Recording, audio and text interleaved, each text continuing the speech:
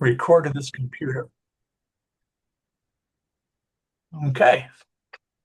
And one thing, yeah, I'll start out with some of the topics. Is one thing I've been trying to puzzle with, what speaking of focus stacking or the not focus stacking, like what would be your thoughts on how to handle, how you should think about when you are going to process the the circle of confusion, the depth, the Hmm. range of focus.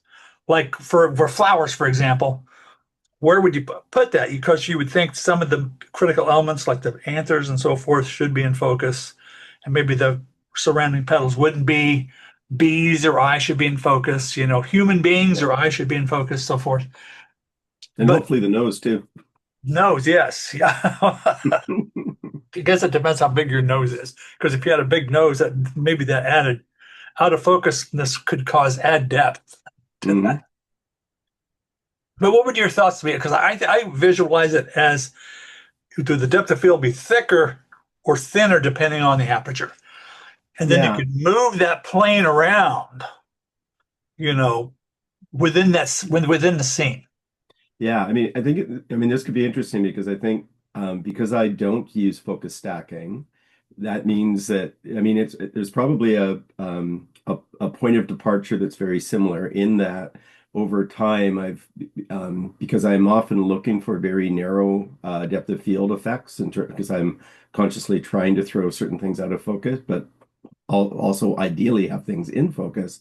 I'm quite conscious and increasingly conscious to where the focal plane is.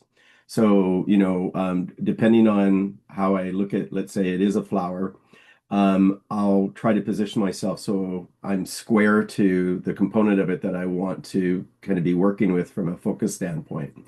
And the other piece of it is that more often than not, because I don't have any visual confirmation of focus, because I'm shooting through an optical, typically, but I'll talk about a difference here too. I'm typically shooting it through an optical viewfinder, so I don't see what the taking lens sees. I have to kind of have a sense of, what depth of focus do I have? And so in the combination of those things, I'm trying to, kind of figure out, okay, so do I have, how many centimeters of focus or how many millimeters of focus might I have because of the aperture that I've set? So if there's a sufficient light and I can get the shutter speed I want, and I can, get the whole flower in, if we're talking about flowers, I'm probably pretty well set up to figure that out. But where it gets tricky for me, but this is the stuff I really like to do, is like I'm really often trying to figure out, like I'm getting a perspective on my subject with a purposeful sense of wanting to throw everything behind that subject into kind of a blurry, textured background. And I've got a couple of shots I'll show a bit later, but like my absolute favorite thing is to have, certain kinds of, specular highlights or lighting or kind of shadings or even diffraction in the background. Or sometimes in the foreground, because I'll shoot through fences, I'll shoot through fabric, I'll shoot through other flowers to get another one because I'm trying consciously in the best of circumstances to play with the depth of field. And sharpness is one component, in terms of my subject, but I'm also as interested in trying to figure out how to work with out of focus aspects in terms of how I'm setting up for the shot. So those are, I think, the things that are going through my mind when, like when I come away and I look at what I've captured. I often do find the case that, so I might have a bee in focus, but maybe it's just its face is in focus, but its body isn't, or things like that. And there are shots where I might go, well, I wish that were different. I wish I had the whole bee in focus, but other times go, wow, I look at how much of the pollen I can see on its beard, and I'm quite happy with that. So it kind of moves around a bit, but I think the exploration of that for macro um, kind of really tunes you into it because you are like to flip it to if I'm looking through an electronic viewfinder and I can actually see the depth of field before I do the exposure, or sometimes I'm using focus peaking. I was doing this yesterday. I had a macro adapter on a 35 millimeter, and I was working within maybe 10 centimeters of a leaf, and I could watch, and it was sitting on a piece of wood, and I could watch the depth of field, like the range of my depth of field just kind of incrementally moving close to the leaf. And I maybe had only like 2 or 3 millimeters of depth of field. So I could kind of play with that, until I had like a strip of focus at, but just in front, just behind the leaf, and that's it. So those are the kinds of things that, I find useful, but it's a bit different in setting it up when you're looking through electronic, when you can see that confirmation as opposed to when you're setting the camera in the hope that how you've set it will achieve the focus depth you want. Yeah, I think that's yeah, you're pretty spot on all that. I mean, what like with my photography club, we have like a macro group, and a lot of these people they're not using focus stacking at all, and that which is fine. But I want to be able when I communicate to these people, where if they want to do focus stacking, hey, I'm there for that. But I want to be able to help them Mhm. just do how to do their macros most efficiently, or at least so it's going to be most effective. Because they oftentimes the macro they're not using the depth of field properly. Yeah, and I think the focal plane, the idea that in front of you, you're basically, like it's orthogonal to your, the focal plane of the camera in Mhm. terms of whatever's going to happen, because then, the other thing that happens is you're sometimes askew or tilted up, down, sideways, and so you get a slice of focus going through, and then, things might not quite be sharp enough where you want it to be. But it takes a little while to figure that out, I think, and then you can put like I don't know if you ever shot with something called a lens baby. You I've know, heard of them, yeah. yeah, yeah. So it's kind of fun because you can purposely set the angle of the focal plane or the lens. You can create a kind of a diagonal in relation to the focus plane, and then create other kinds of depth effects because like you can take a picture of a city scene and make it look like it's a toy.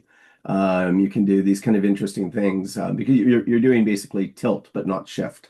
And so there are ways to use that quite creatively in terms of what you're doing, but the key is the focal plane. And then what's going to kind of pass through focus, and then what's going to be out of focus on either the foreground or the background.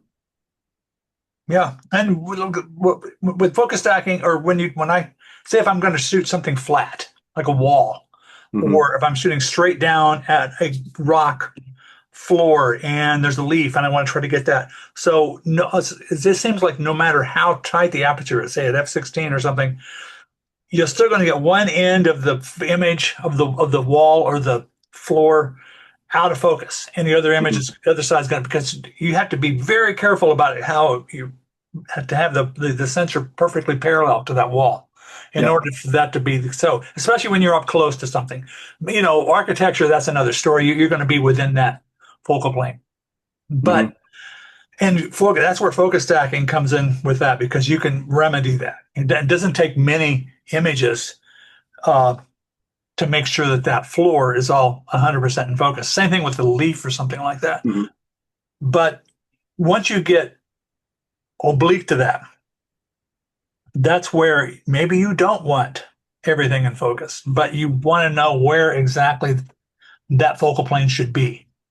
Yeah, and as And I said, when you're not using like when you're not kind of thinking through the increments of it from a focus stacking perspective, it's more you kind of want to know approximately. So because like there's more margin, there's more error, and then you need to kind of tolerate a little bit more margin for error. But as I say, I mean, I kind of lean a little bit towards I'm not necessarily trying to achieve an absolutely sharp image, even with the subject. I'm trying to kind of create a certain kind of aesthetic um, blend of things, I suppose, in using a technique that will at least give me some sense, okay, that this is going to be sharp, this is not going to be sharp. But the transition from one to the other is a little bit more subjective and relative, I think.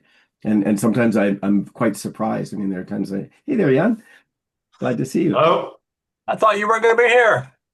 I wasn't thinking as well. But Good to Um, see I you. cannot miss you, eh? Yeah.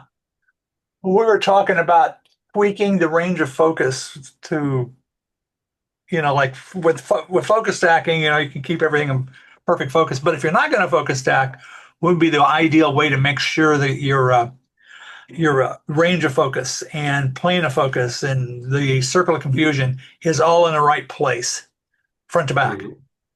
Yeah, with certain things like flowers, it is necessary, I think. Yeah, it can be tricky with flowers, Yeah. Mhm. as opposed to, I mean, it's in human nature, like Jeff pointed out, the face, you want the nose and the eyes in focus. Yeah. So, things like a human face, you don't want the eyes be out of focus and their tie is in focus or something like that. Or maybe even you need to have the ears in focus as well. Yeah. But Yeah, I like it when, for example, a flower is only a piece in focus, or you make only a piece of a flower. yes, Mhm. But sometimes when you have a very short depth of field, I like it as well. Yeah. The flip side of this is, and it's maybe not so much what's not for macro at all, but when you start really thinking about depth of field, you can be a little bit more conscious to, layering effects. And, we've talked, I think, previously about with street photography in particular, if you're really kind of looking deep through the frame and you can start to kind of um, hold in your attention, and then, because of the depth of focus, you're able to kind of construct these images that have all of these different things happening at different layers. And that can be, I mean, sometimes it's just you discover that afterwards you didn't see everything that was there. But if you're set up to capture, if you're at f8 and with a wider focal length, you're going to get, you can get to infinity in field if you want, or relatively in focus. So it can be quite interesting in terms of compositional choices if you're going into a scene and kind of constructing with that sense of those layers, because then they start to work with one another in ways that can be useful. Here in the website where I'm a moderator, we have one man. He's doing flowers most of the times and he is specialized in very small depth of field, very Yeah, small. that's I've Maybe where got I'm talking about being creative and where that range of focus is supposed to be placed. yeah. maybe later I can show him, and Yes, then you can see. I've got two images that I could queue up that basically are let's what do I'm it. trying to do just with this very topic. Oh, you have to share the Oh, that's right. I PowerPoint. haven't turned that on yet. Let's see where there it is. Share. No, not that one. Wrong button.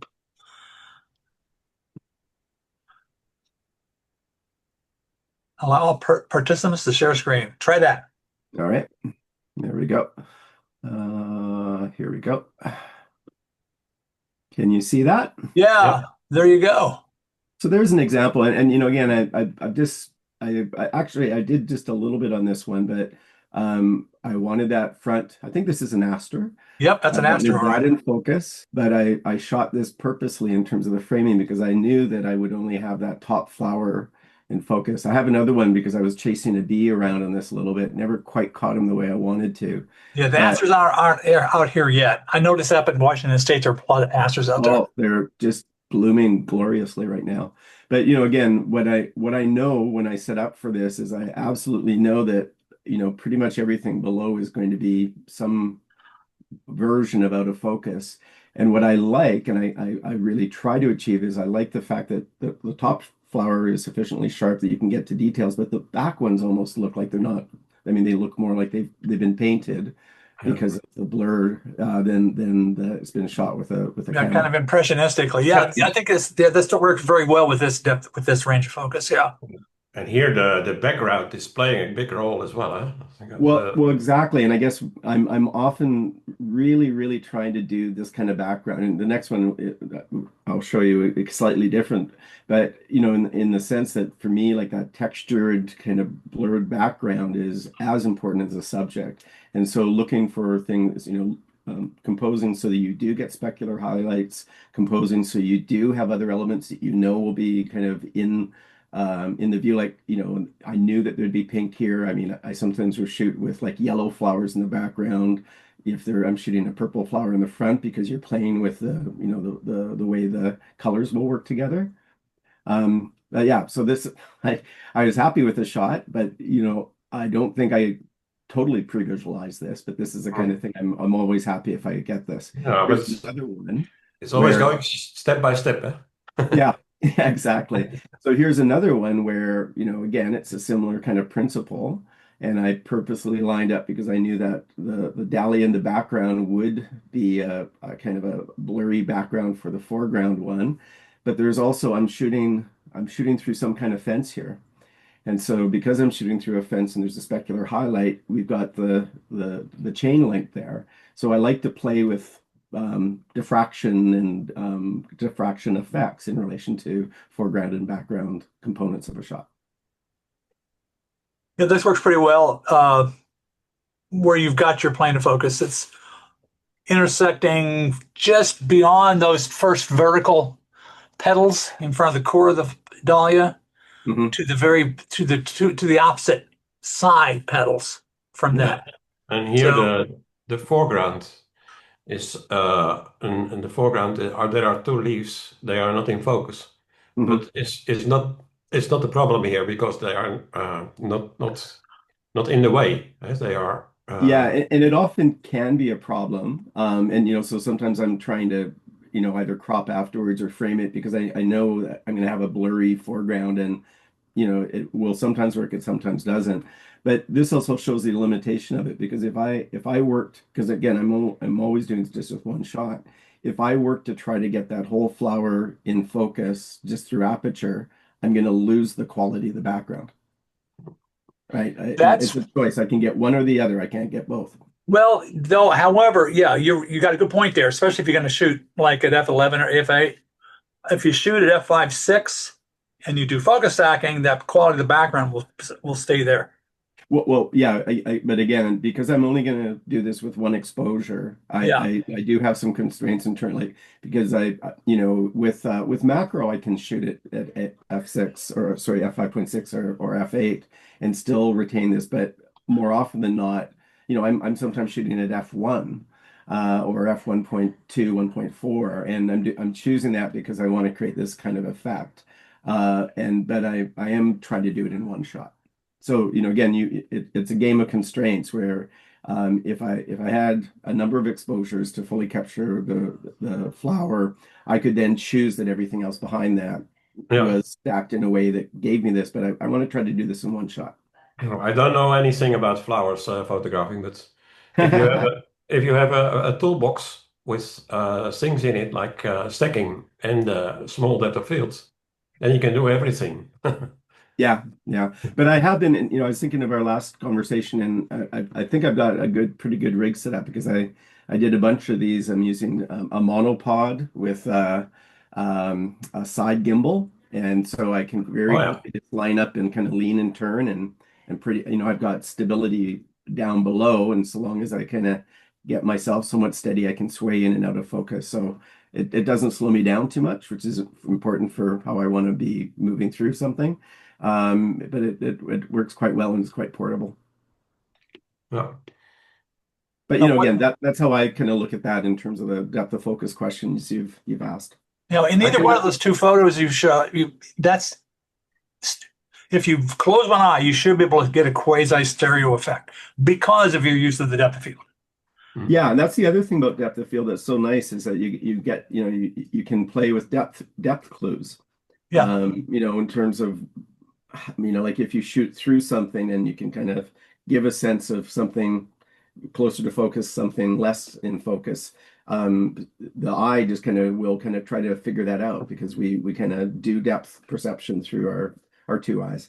yeah. I'll create stereoscopic macros and focus stacked, and which is kind of fun to look at like that, but it's almost painful to look at. It's well, that is fun to look at that. However, if you just zero in on the sweet spot with the depth of field, that's a much more realistic and like you can enter the space of the flower, for example.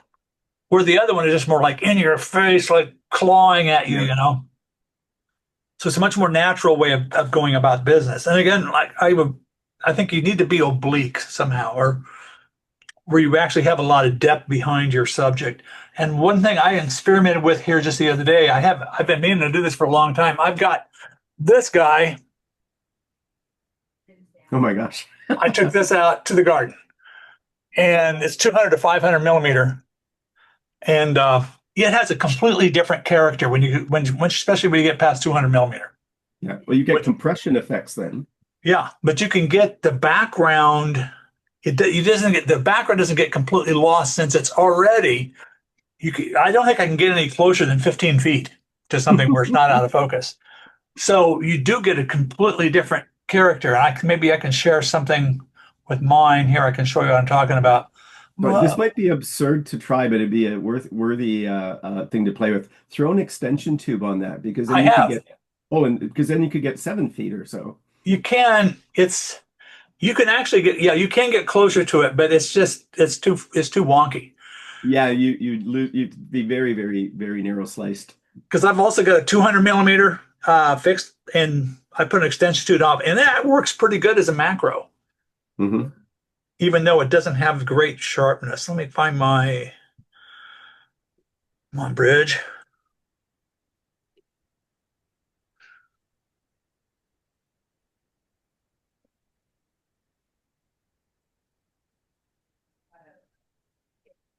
Did I not put one of these up here?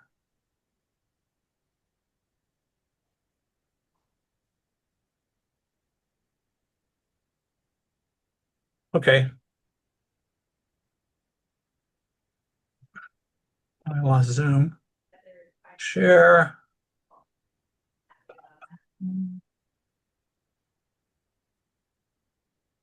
You should be able to see my bridge window. Yep. Yeah. There's one. That's probably shot at 500 millimeters. Oh, Wow. interesting. Or my 105 with about this that whole background would have just been like a yellow blob, which Yep. wouldn't still be an attractive background. But this has a lot more character to that background. Yeah, Uh, this is a bit busy. Here's better. Huh? it is, yeah, it is busy, but it has this atmosphere that gets in the garden, Yeah. and that's a focus stack too, by the way. Yeah. But the background in this kind of stuff is playing a big role. Huh? Yes, and here is a late blooming Oh, uh, that's beautiful. iris. You can see with the background, it has a lot more character to the background than if I were to shot the same thing at the one with my 105 macro.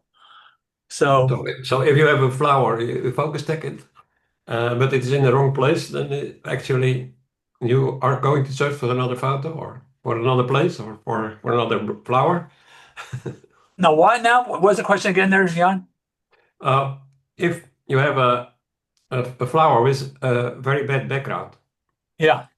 what you Oh, are going to do? Are you going to search for another one in a bit better no, background? if it's a bad background, it's a good chance you could probably get away with it, Mm-hmm. depending on what it is.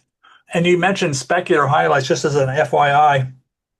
If you get, let me get back up to, uh, You're pixel peeping. yeah, I want to get up to 100% here. Okay, now take a look at that. See that little star there? Yeah. Yeah. That is one of the disadvantages to focus stacking. Mm-hmm. You have to kind of edit out those things. A star is kind of a cool little effect, but Hmm. I don't really care for them. So that's what specular. When you mention specular highlights, that's kind of the bane of focus stacking. Yeah. Well, and the other thing, like, if you pull out all the way, I mean, with a composition like this, I mean, you can make the choice to have the flower with the, sitting with the background of the light portion there, which will give you a certain kind of look, or you can purposely frame with a sense, when you shoot this, that green patch in the back will be fairly light. So you can choose to kind of incorporate it as more of a background element or as a, position the flower in front of it. And sometimes playing with that can give you quite interesting and quite dramatic differences in terms of an image. And if you are doing this just optically, purposely lining up with some specular highlights in the background can add a lot of dimension to the shot. Yeah, no, as long as they look natural, they don't look like artifacts or. Yeah. But this is. Yeah, I mean, this is a good example, the one there with the three brighter spots, right? Yeah. Yeah. Well, this is one I thought. This is, of course, it's a focus stack, and here's the first element in the focus stack. Hmm. It's easy to become enthusiastic about this stuff. No. I can see Because, that. wow, that looks really cool. It's all out of focus, but maybe not so much. But I think it's kind of impressionistic. Yeah. I don't know. What would your guys' thoughts be about that? It's again, But Oh, I mean, absolutely. I mean, again, I mean, what I think is so interesting about this is like, you have developed a technique that gives you a pathway to your vision for what you want, and that's kind of ideal. but in the last one, the light was better, I think. yeah, this is exactly the same light. This is Okay. one of like 200 images. Okay. No, but the one before, he showed us before. Yeah, and I also shot this with that 500 millimeter. Okay. I don't know if I have. No, that is not with the 500 millimeter. That's with my macro. But and anyway, I'm going to stop sharing. But what I would like to come up with is some way to help these people make for better macros for them, so they can so some rules or guidelines on how to. Here's where you can bring that plane of focus. Hmm. Yeah. Explain to them, and it's easy for me to think about that, but to actually explain that to somebody else, that's another story. Yeah. Well, I mean, I think it does kind of still just relate to general composition, in the sense that when you're shooting macro, you should have a pretty clear sense of, well, what is your subject, and how do you want to place your subject in relation to, some background or the context. And the thing about it is that if you're doing like 1-to-1 or 1-to-2 levels of magnification on your subject, the notion of subject and background or context is could be the face of the bee in relation to another part of the bee, or in relation to a flower, or a flower completely separated from anything, or amongst a patch of other flowers. And if they can kind of figure out, well, what is it you're shooting at this magnification, and are you trying to show the detail of scales on a pine cone, or are you trying to do it because you're trying to show texture or color, or you just want absolute sharpness? Those things matter in terms of the choices you might make around aperture, the choices you might make around a stack, all of those things, and or with a single image or multiple images. Well, the advantage of doing a focus stack, you can pick and choose your depth of field. Yeah. So I'll often just do the center parts of the stack Hmm. and let the foreground and the background fall out of focus. But if you wanted to, you could have the background in focus, the foreground in focus, and the middle out of focus, if that would ever be useful. That would be possible. Um, Yeah. but also, when you bring that up, though, it's the subject. So, would you say that the subject should always be in focus, or would there be situations where the subject not being should not be out of focus? Yeah. The subject could be a leaf, or could be a part of the flower as well, I think. Or this, how you say, the stemper, the middle part of the flower Yeah, could the be. stamen, anthers, things like that. Yeah. But I would say, classically, the anthers should be in focus. But Mhm. for any photo of should the subject always be in focus, like a race car going down a track, or somebody Yeah. walking down the sidewalk, or a I deer think running a it path. I Yeah. think it depends. Last week I showed you things that are not in focus. You Yes. remember? And they were working well. But Yeah. I didn't I, see it in flowers. I don't see it very much, and in the race cars as well.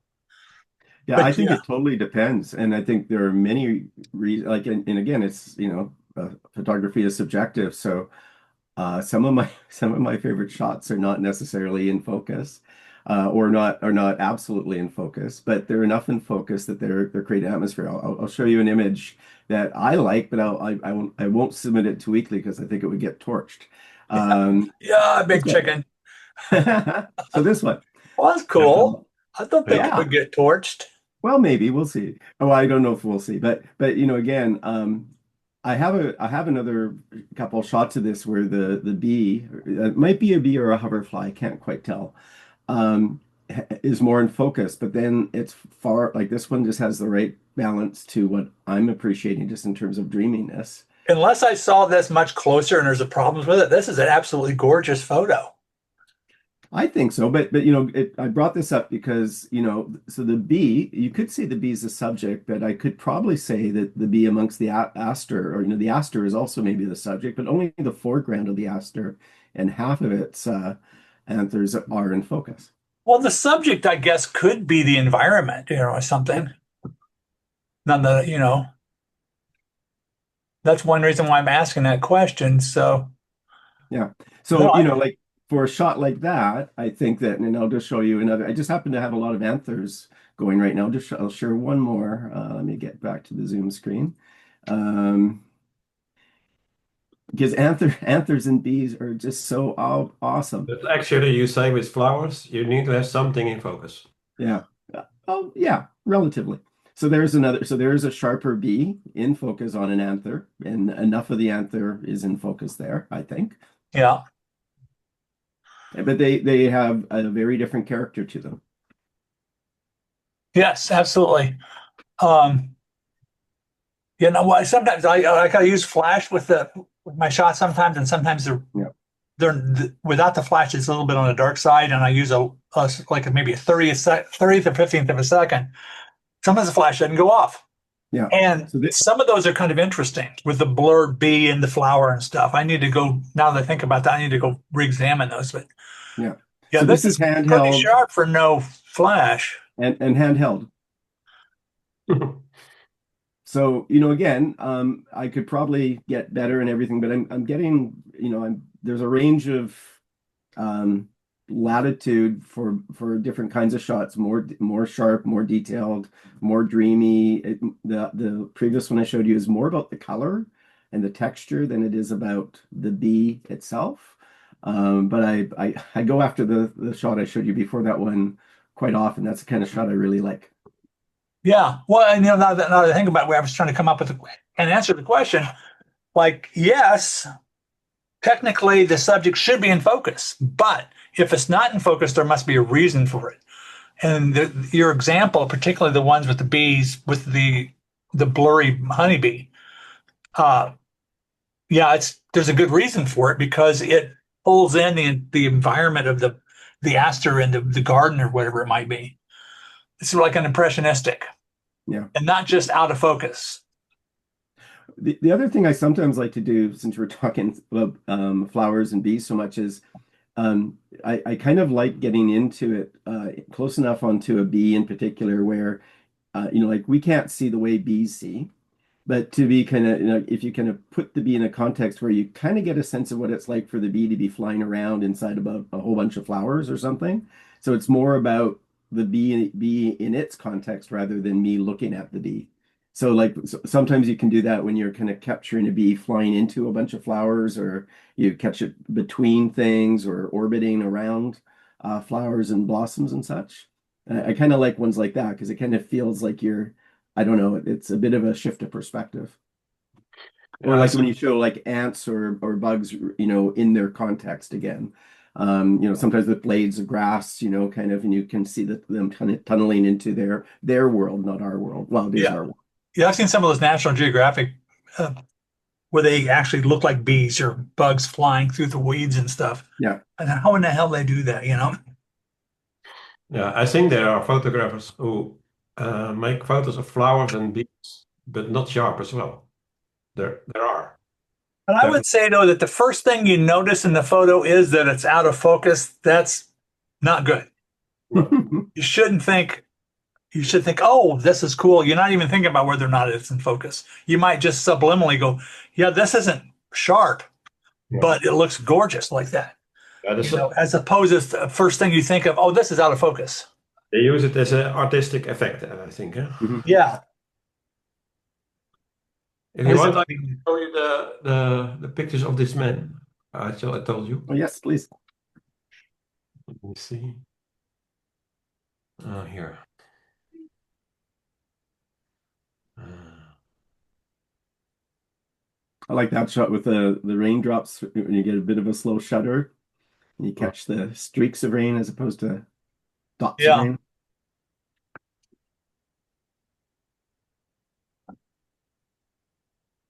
Let me see if I see something of him. Oh, that's lovely. He has some more, I think.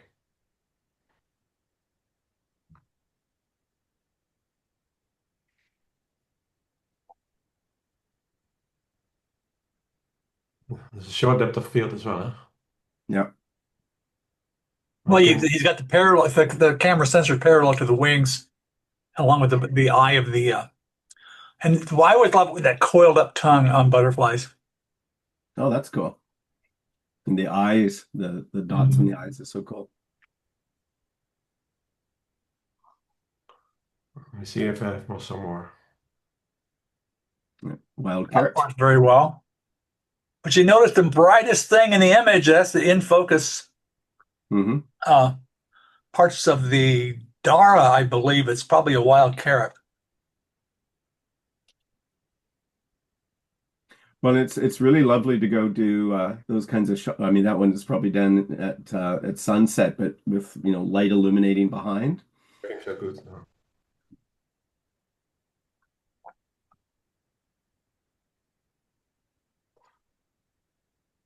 Sometimes he is only a part of a flower. That's I was searching for. Oh, here. A dragonfly. See, technically, this would be better if the eyes were in focus. This is not so sharp here. Yeah, because that's kind of important. One is Have the better. eyes in focus in an insect photo. Hmm.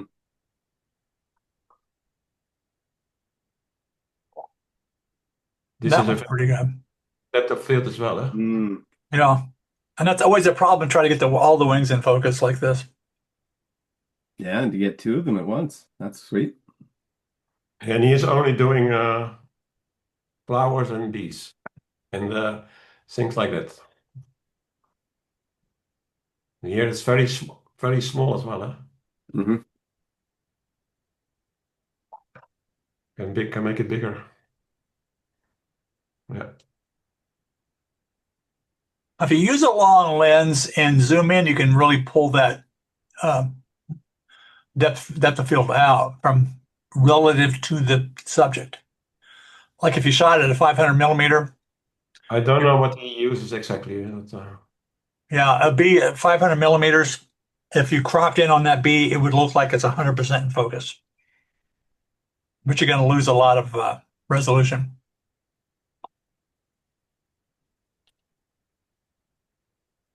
but they're always good of him.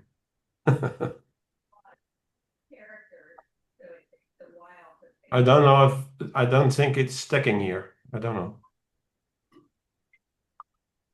You ought to I like that one a talk him lot. into joining weekly. What do you say? Talk him into joining weekly. Do you communicate with this guy? Yeah, sometimes I talk to him, yes, but only written.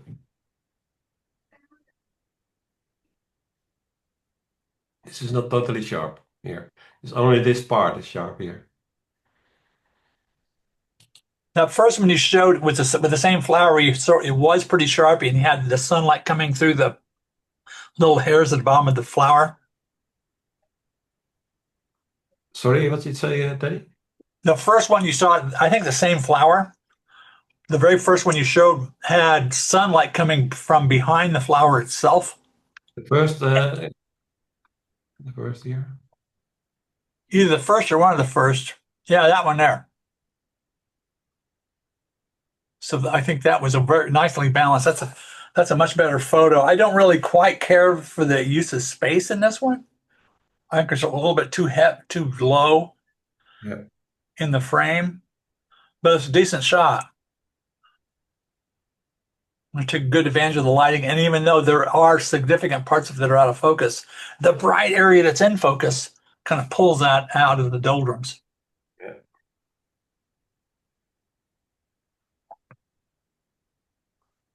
I have more to show you later, but this is other topic. Okay, let's see. I'll try to switch the thing. We had some discussion this past week about the definition of photography, and to me, I think we maybe talked about this before. I mean, the definition of photography has to do with actually being in a location and using a camera,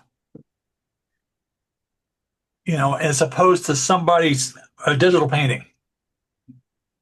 Now, somebody who's a digital painter never does photography, they might say, well, that's a photograph. And to them, that might just seem totally sincere. But what would your thoughts be on that? I mean, I think that the technology has always been such that the notion of depiction or there's a difference between artistically painting, drawing, etc., which leads to something that could be very realistic in terms of its depiction of the world, and using a light capturing device, camera, to do it, and which became photography.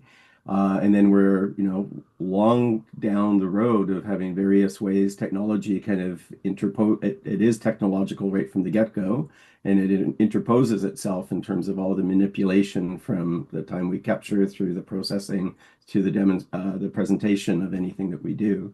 So I still like, I mean, and it's getting increasingly kind of an anchor that we use, that initial act of capture is done with photons, let's say. At a moment in time, you've captured some photons on some medium that records it, and then you do any number of things from that point. And if it does not begin with that collection of light to fix it into some format, I don't think it's photography.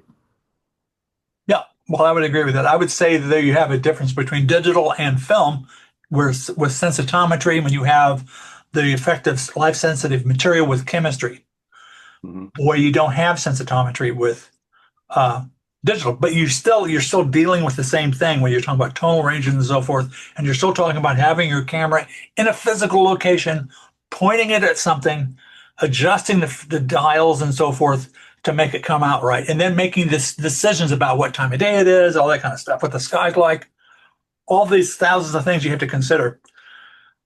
That's what I think what photography is. I think it's unfortunate if somebody says, no, it's all the same thing. Hmm. All images are the same thing. Because I think you're missing the life of it all. Hmm. A painting, I mean, I'm not saying photography is any better. Like a painter would think about their brushes and what the colors are and how you mix the colors and how coarse your brush is. What if you can't with the canvas, if you're using a coarse canvas, or how big it is, all this kind of stuff. There'd be a totally different animal, but you would never call that a photograph. And no, I would never. Somebody might try to make a photograph look like a painting. I agree with that, but however, you have some photographers who are very artistic and they are doing things which looks like a little bit a painting or Hmm. look, uh, uh, for example, ICMers or people who use movement in in their camera. This look is looking a bit like this Yeah. But sometimes. ICMers, you're actually using your camera. You're using the element of time. You're not Yeah. freezing something, you're letting it go. Yeah. Yeah. But you can play with it, even like, if even thinking back to what you've shown us with your focus stacking technique. I would certainly say that the output of that is a photograph, but you are playing a bit fast and loose with the notion of time. And you are playing a little bit with the notion of, it's not one exposure, it's a compilation of many exposures, kind Yep. of selectively assembled. So there's an assemblage after the fact that has reference to the real world and the fact that the sequence of images were captured, but in what's presented at the other end, it's not what was in front of you at the moment of one capture, right? So it's like 60 Yeah. Yeah. It's a captures. composite. Well, Yeah. also like with You do it with silver a oxide in particles that are life sensitive. Those are finite particles that are assembled together so that you can create an image. So I would argue, but my main point is that there is a gray area between all of that. Mhm. And some people will take a photograph and they'll change it into something that looks like a painting. Where I think by the time you end up with it that looks like a painting, at that point it's a digital painting, in my opinion, no longer a photograph. But I'm not saying, hey, everybody, this is the only way for it to be. But that's the way that's how my perception of what my art is. Mhm. You do it with your hand or with your mouse. it's a digital painting, and when you do it with your camera, it's not a digital painting. Yeah, but I would say that if you could do a lot of stuff with your cam with not with in post processing where it's true to the original scene. Yeah. To me, Yeah. that's what photography is about. Once you depart from that by using manipulation in post processing so that it doesn't look anything like the natural scene. And I would say intentional camera motion is natural. It's just you're just extending the time. So if somebody were to take that and use the Photoshop filters where you add motion blur, that might look very much even identical to ICM, but it's Yeah. not the same thing as actually creating that in camera. No.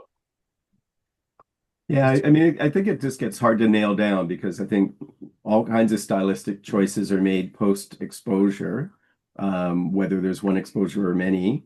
And over the history of photography, people have done all kinds of manipulations of things. So, you know, stylistic, artistic, or other reasons why you are manipulating an image to look different, still, I think, in many cases, starts with a photograph.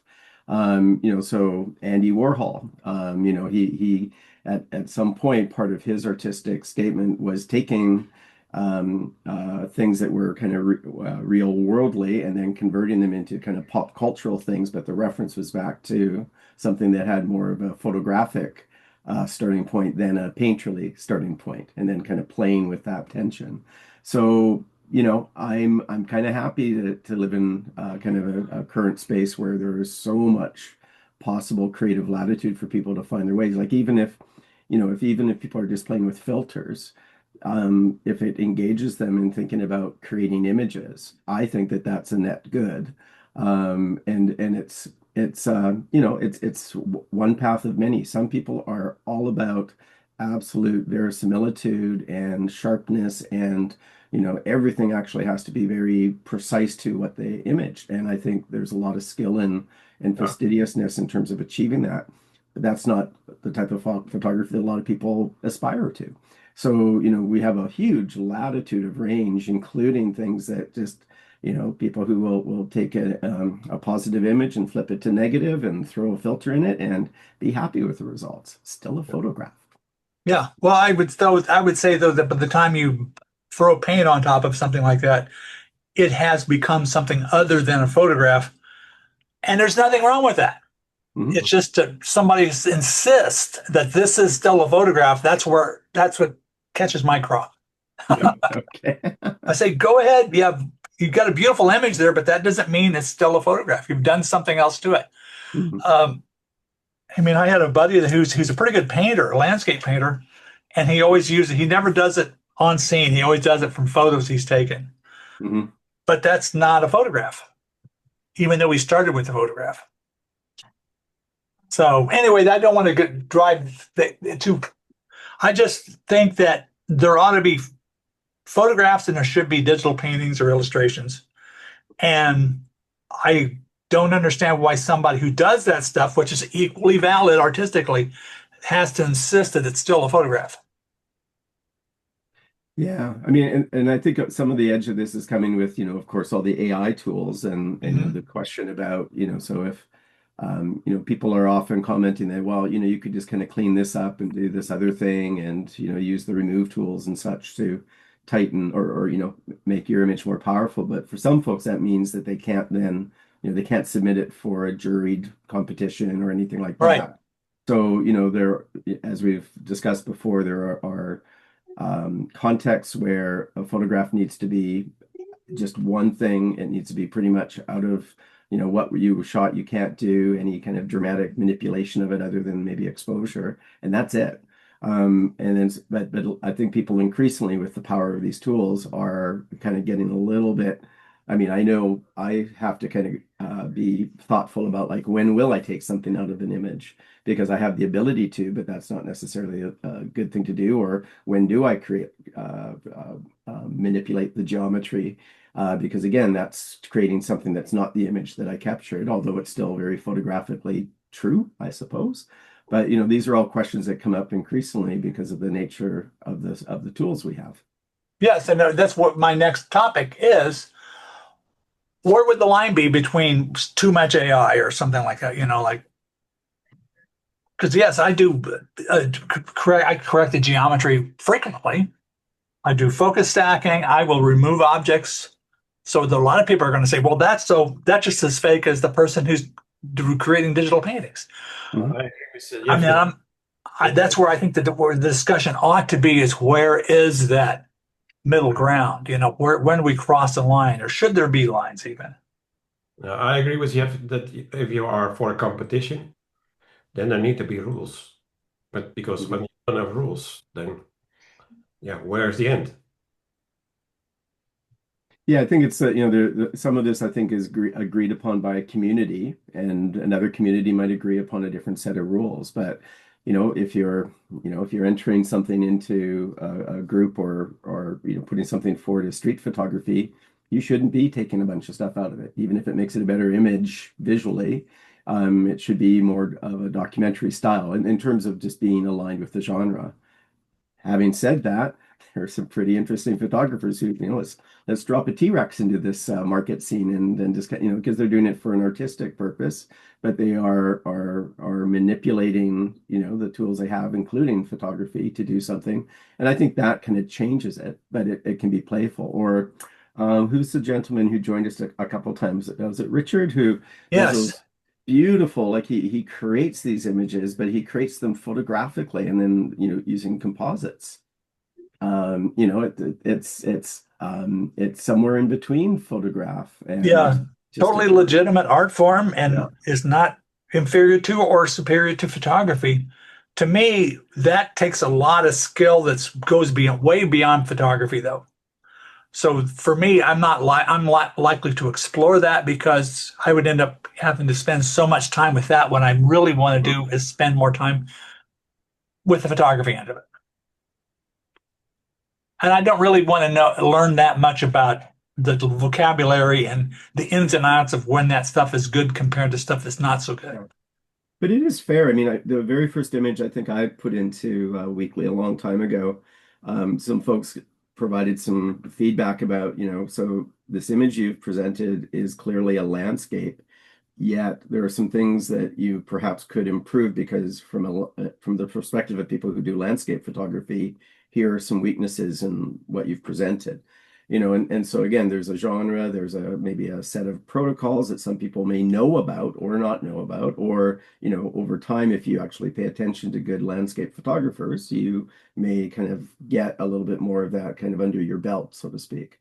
So I think that all of those kinds of conversations about the quality of something originate within a community of people, and some folks have deeper and longer reference to the you know that practice of landscape photography as it has come to be known within communities, and they can apply that. But then you have people who might come in and decide, well, I'm going to redefine what this means to me, and you get artistic change and, you know, changes in how people look at landscapes because of that kind of intervention. So it's not like it's a fixed target either. You know, how Ansel Adams practiced landscape photography is kind of as much a factor of the time and the equipment as it is aesthetic.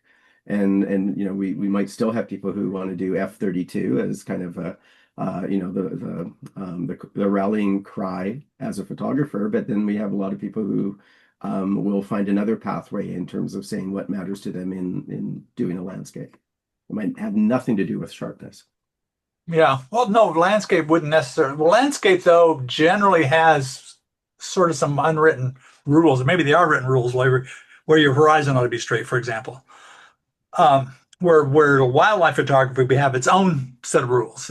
They have, Mhm. or else it's not really wildlife photography. Birding photography, which is yet another wildlife thing. Architecture photography. There can be areas that go outside of the norm of those genres. Mhm. And that can happen if like with lack of focus when there's no, and again, like I said, if it just looks like it's out of focus, that's the first thing you notice. That's probably going to kill it. But if you don't notice so much the out of focus as, oh, this is a beautiful image as is, that could still be a landscape photograph. The rules with landscape is usually a wide angle lens, but I found I've had best luck with long lenses with Mhm. landscapes. Yeah. Um, Yeah. but it would depend on a lot on the genre too. And if you are into the documentarian, that's a whole other thing there, particularly if you're a photojournalist, then everything, there is very little manipulation is allowed Mhm. with photojournalism. Yeah.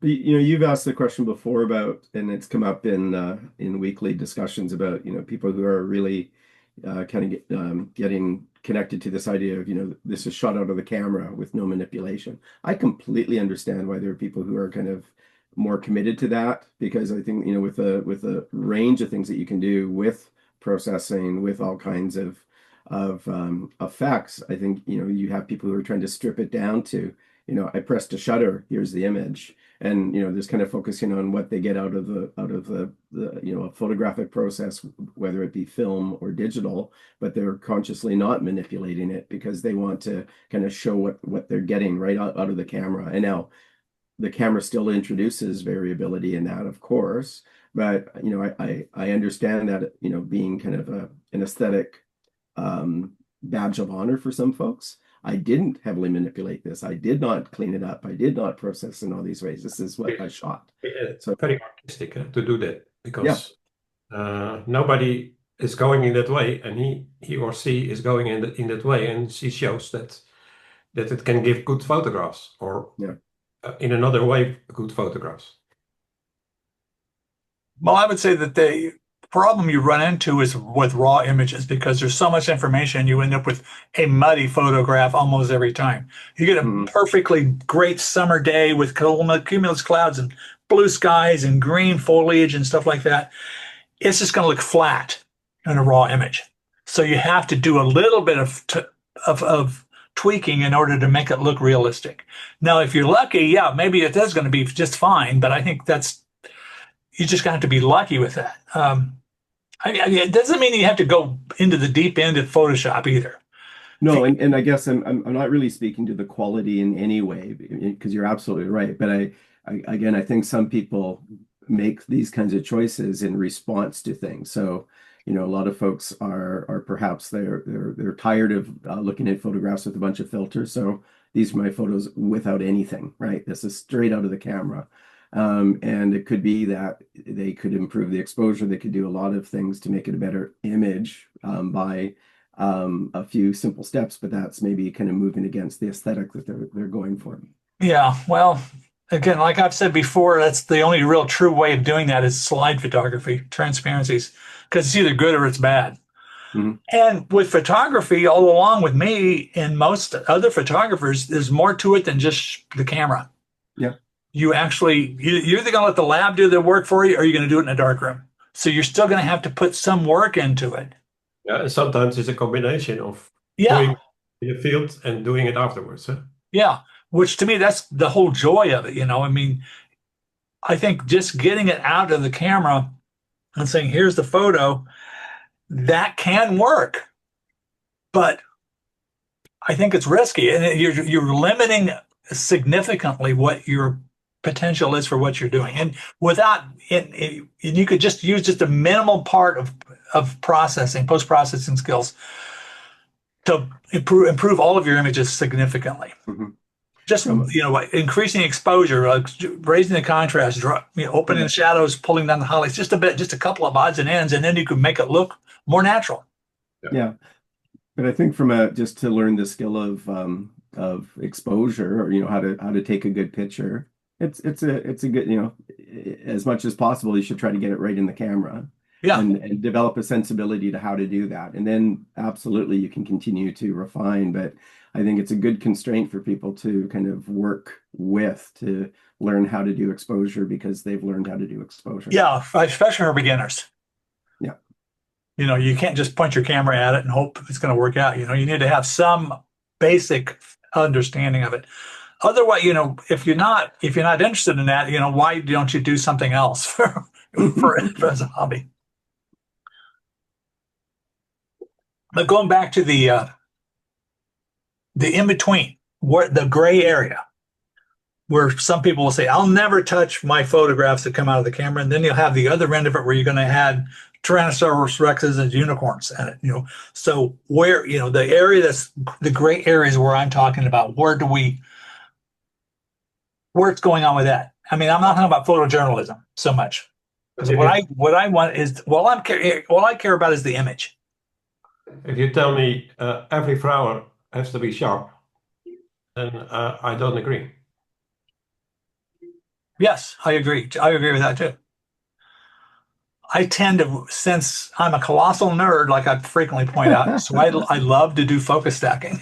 So a lot of my flowers are very much in focus, but that's partly because my draftsman-like approach of going head on into the flower and perpendicular to that, as opposed to oblique. You Yeah. want a straight line, eh? Yeah, Then you are telling things like this, and right. that's the line more or less. Yeah. Well, every time you have to be open for for artistic views, I think. For me, it helps if I start out very square, flat, and then allow myself to relax and let suggestions like inspirations come and say, oh, I'm going to do it like this differently. But to get the ball rolling, just get it lined up straight to begin with. Maybe I mean that's not going to work out, but that second shot that inspiration hits will probably do it. Yeah, I mean, I think it helps to, like, if you've got that technique and that's your starting point, I think that's a really firm place to then create whatever you want. But I mean, I just don't believe that there's a lot of utility in a hard, fast rule. I mean, there are times maybe like I love it when people approach the pictures they make with whimsy. I like when they're trying to make, it's not about documenting something, it's about making someone laugh, or it's about showing something that's absurd, or any number of things. So there can be so many different possible pathways to what becomes an image, that the technical competence of it is just one component. And I think that for people to develop their how they see and what they want to present, and to think about why they're motivated to show a bunch of pictures of out of focus flowers like I do, maybe a little bit too often. If it drives them to create images and to kind of engage with this as a hobby, as a practice, as a profession, all the power to them. And I think that there are people who will kind of gather because they aesthetically like a certain approach to the representation of the world through photographic means, and other folks who will attract to different communities. But I think trying to, you were saying earlier about, how do you give advice to people who are doing macro? Well, I think there are ways to really kind of, try to help people to dial in so they're more observant and aware of some of the techniques that will give them more control. And then at that point, what they choose to do with that control, be it, constructing an image that's very draftsmanly perfect, or has a certain thing in focus, or presented in the way they want it, then the control and the intention is, I think, the most important aspect that will allow people to find how they want to use that tool and that technique. Yeah, as a beginner, you look differently because you don't know about the rest. When you have a certain level, then sometimes you make a mistake and you say, "Oh, that's not so bad." So when you make a mistake, and when Yeah. you compare it with your own work, and you say, "Well, I've done something wrong, but I've learned something." Yes. And maybe a year later, you think what was great, you're going to go, oh man, I can't believe I did that. Yeah. Or As you learn. yeah, or developing the ability to kind of, when something happens and you really like that, to have the presence of mind or the awareness of, well, how could I reproduce that? So, over time, to have a firmer grasp of the tool you're using, and the techniques you're using to achieve the kind of results you want, or striving towards. And that's part of the joy of photography or any art, I guess, when you get these, wow, this was really cool what I just did, kind of, you just feel so good about it. Yeah. Now, for me though, I mean, what I try to do is do it every day. I'm retired, so I can do this, but sometimes you just have to kick yourself in the butt and do something rote. Like when I was an avid bicyclist, so maybe I didn't feel like riding a bicycle. So next thing I know, I would go ahead and air up my tires, get my bicycling gear on, just the stuff that didn't take any imagination whatsoever. Next thing I know, I'm riding down the road. Mhm. So if you just if you don't feel inspired, just go ahead and do it. And that's where I say start out with just something the most basic thing. If you go to Niagara Falls, take that first um, tourist shot of Niagara Falls, but then that's when something in your mind should be telling you, well, maybe you should shoot the falls from over this, from the other side of that rail or something like that. Just get the rote stuff down first, just to get your mind in the mode where inspiration will strike. Yep.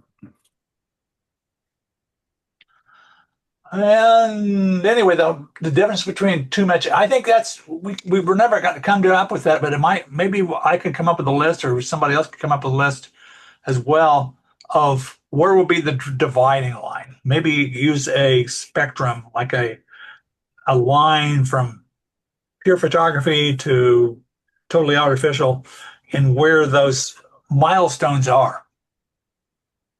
Because if it's not straight out of the camera, where are those ones that they're going to push things closer to AI? I mean, like I use AI often for selecting things.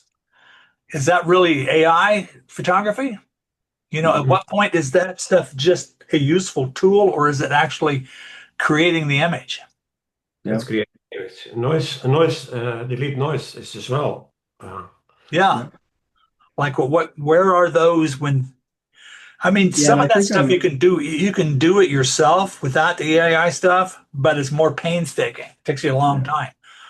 I'm extremely grateful for the masking tools that we now have Yes. access to, because I remember how tedious it was, to the point it wasn't worth the time to previously mask. And, I'm not so fussed about, let's say, processing techniques to reduce noise, to adjust exposure. Where I start to draw my own line is adding things to a photo that weren't there. So, for instance, you can use a combination of tools to, let's say, complete a circle that was cut off in terms of your original crop.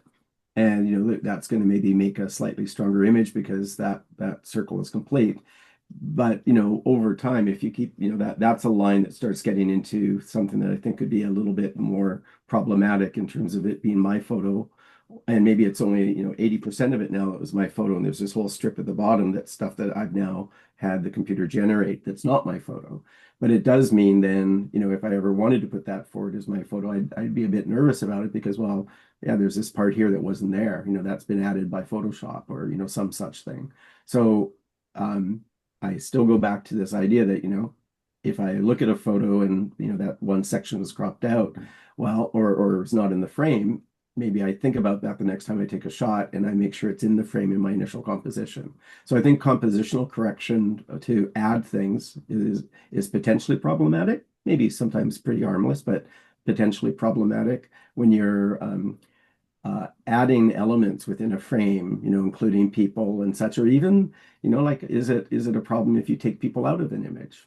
I think it can kind of reduce distraction and all kinds of things. But in terms of street photography, if I start taking people out, I don't do that very often. And I don't actually, I would prefer to, maybe go to a different picture and try to work on that one, rather than try to make something work by taking out a whole section of it. In terms of selective, I'm fine cropping to get a refocus, but if I'm actually having to take a whole bunch of people out of the middle of a frame, I don't feel quite the same about that image that is resulting from that process. Well, there are two things going on. For me, I will often extend the canvas, especially macro photography, where it's all nothing but negative space. Hmm. So I'll probably balance things out sometimes to get things balanced up, but I'm not really, even though I'm adding more negative space, there's not really an element other Yeah. than a continuation of a background. That could be cheating. Somebody might say that. If somebody does, that's a perfectly fair thing for them to say. But that's what I do. Now, if I have done before where I take pictures of buildings where there's people, and maybe there may be 4 or 5 people in front, and I will edit out all but one just for the scale, because it seems to me like one person in front of a building seems to be more interesting than a crowd of people. Hmm. So the second thing is that what if we just don't tell people that? So, Mhm. like, who really cares? I mean, why do we have to tell people that? I mean, I want to tell people like that because we're in this discussion because I think it's helpful for everybody to know more about what they should do or shouldn't do. What should I, should they be doing stuff that I do, or is this something like a lesson, a moral lesson? This guy should never be Yeah, but allowed anywhere near a camera or something. if you don't tell somebody and you are in a game for photography, it's different, I think. But particularly if you're going to like add negative space or if you're going to remove people, unless you have some obvious thing, oh, I can see where that person got cloned out. Nobody's going to know. I can show you something of this week what I've done. Okay. Let me see. This one. Share. Premiere share. This one. Oh, here.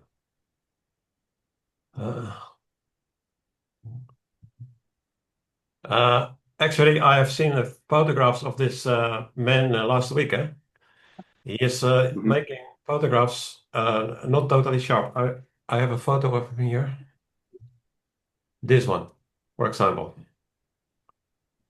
And I tried to find out what he has done. What he has done is he put a glass between his All right. lens All right. Yeah. Yeah. You were talking about that. Yeah. and I tried to do it myself as well. So So what actually, was the glass? Was it like a was fog? a glass between a photograph, normalmente. This is with glass, and this is without glass. That Interesting. was in front of the camera, right? Yeah. It's kind of hard to tell the difference in this particular case, but I can see. See So it this more. is with the glass. The red is better. The red is more deep.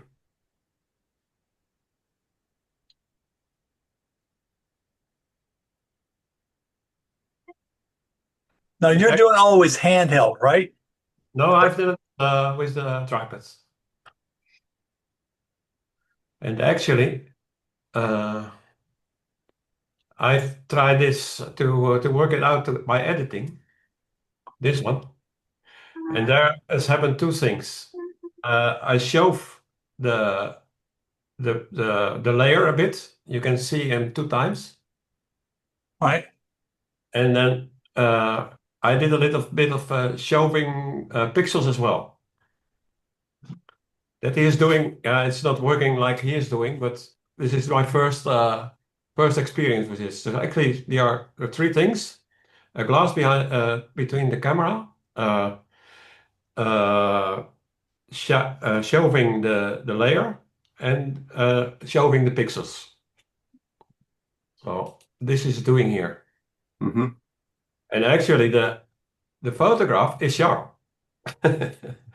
So I can show you the original. Save it here. This is the original. Okay. There was somebody behind. I worked out. So to answer your question, how far are you going, huh? Well, see, you're putting something in front of the camera, so that's another kind of a gray area. I would say that's more fair game than post processing. No, I mean, I think this is an old and well-established technique using different kinds of filters, shooting through different kinds of media in terms of density.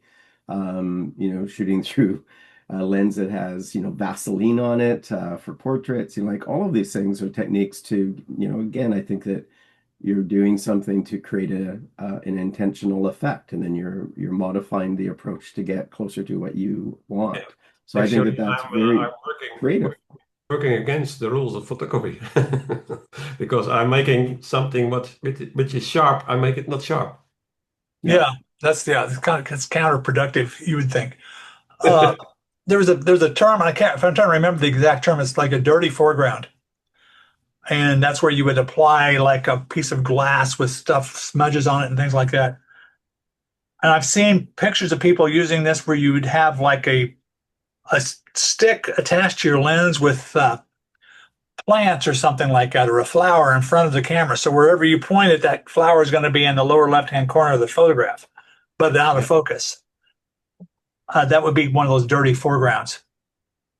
Um, Hmm. but that's, that's coming straight out of the camera. You would still have that. So, Yeah. and I don't But I have a mean, problem with that. but people do other things like, we've talked before about Dado Moriyama and the way he uses like really grainy and kind of very dark and other kinds of like still there's not much processing there, but he's pushing the camera to the point of all kinds of distortions in terms of the ISO and the use of light, and it's street photography, even though for a lot of folks it's not because it doesn't have the sharpness of details and such. So there's again, I think a lot of good photographers and artists who kind of make these decisions for any number of good reasons. Well, I would also say, add again, if the first thing you notice is that it's out of focus, that's not good. Unless it is, right? I mean, Yeah, it's I mean, then if somebody says, "Oh, by the way, yes, it's also out of focus," that's one thing.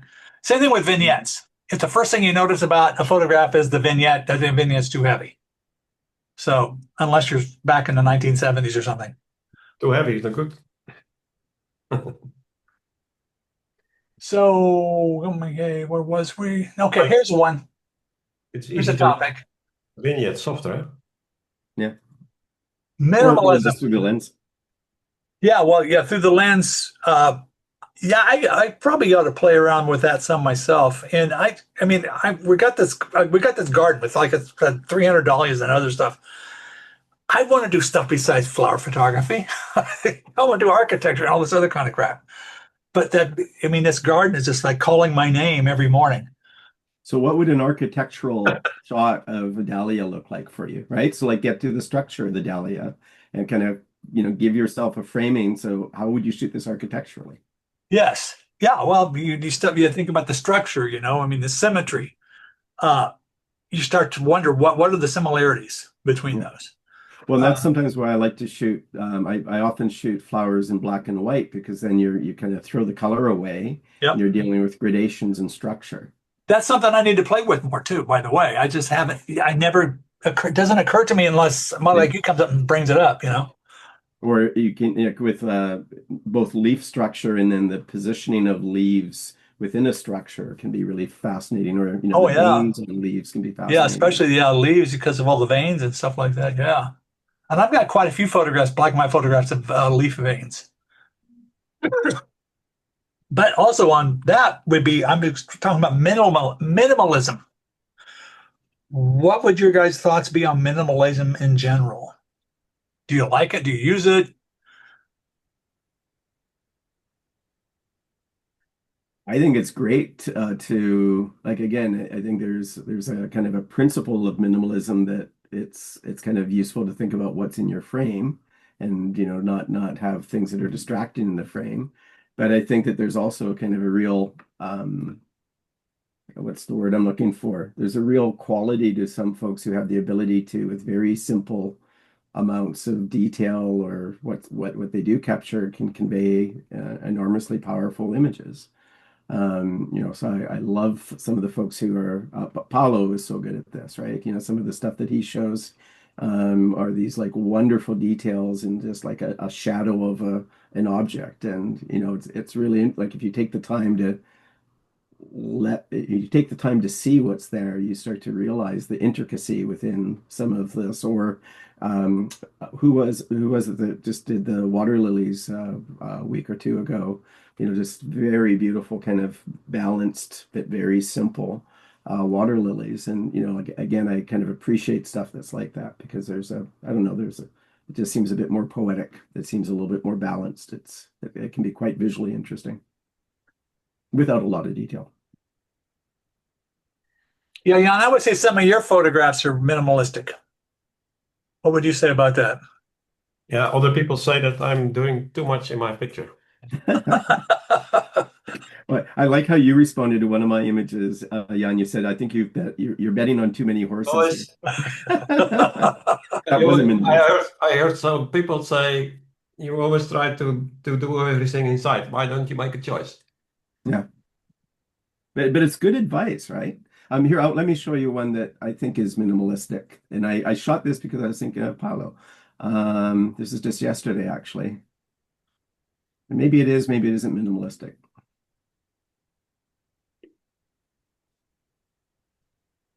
Can you see it? Yep. Yep.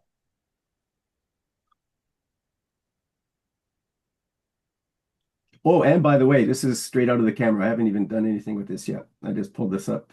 Well, you're pretty much, yeah, the tones are all pretty much the same, almost like a green card, you know? Um, It is a nice structure. yeah. Nice, but um, what what can I say about it? Uh, As far as minimalism goes, I think technically that would be a minimalism, but it wouldn't necessarily, I don't think somebody would immediately think, oh, this is minimalism. So no, for me, I kind of threw it up as an example because it's predominantly one color or just a very narrow range of colors. It doesn't, there are depth clues here, but they're not, it's a fabric. This is a green fabric on a fence. What drew my eye to it were all the little patches and the kind of suturing and things like that on it, Mhm. and then the texture of the fabric. But there's I can imagine some sense. Well, I don't know what story I'm looking for here. Why are you showing me this? Well, that's the narrative, like it's the structure, the Mhm. patterns and things. That's why, what story would there be in this? mostly in minimalism, you have only one thing you look at, Mhm. it's small in the picture, and the other part of the picture is emptiness. Yep. Yeah, I like this shot. I'm not, as far as if it's straight out of the camera, I'm not sure what you would do to it. I mean, Don't I think you have to guess do you could play much. around with increasing the highlights a little bit. I don't know. I think it's I mean, fine what like that. Yeah, I mean, what I might do, like I might just look at the exposure a little bit. But I mean, it's basically what it would. I mean, it's very true to what the image was, I guess, in some respects. But again,